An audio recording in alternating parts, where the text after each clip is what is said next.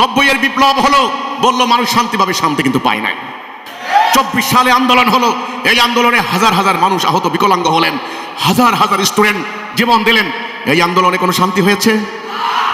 72 সালের সংবিধান 17 বার সংশোধনী হয়েছে। এই পর্যন্ত 12টা নির্বাচন চলে গিয়েছে। প্রত্যেকটা নির্বাচনে হাজার হাজার কোটি টাকা খরচ হয়েছে।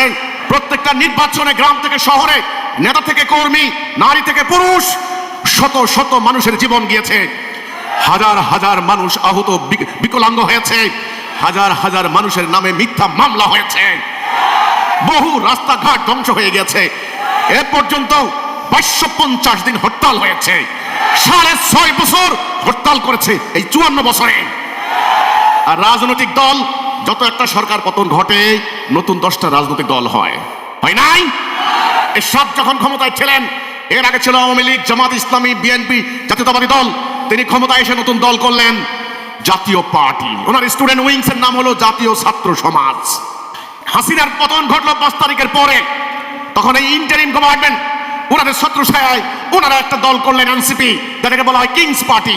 তাদেরও আছে স্টুডেন্ট উইং, ছাত্র শক্তি, আরো অন্যান্য আছে। তাহলে নতুন নতুন দল হচ্ছে, আন্দোলন হচ্ছে।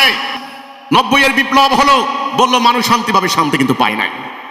24 সালে আন্দোলন হলো, এই আন্দোলনে হাজার হাজার মানুষ আহত বিকলাঙ্গ হলেন, হাজার হাজার স্টুডেন্ট জীবন দিলেন।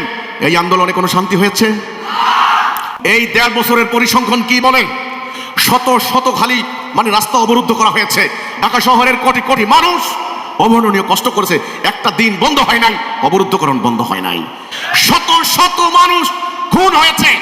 এই 1.5 বছরে বিলিয়ন বিলিয়ন ডলার বিদেশে পাচার হয়েছে। ঘুষ দুর্নীতি বাড়ছে না কমছে?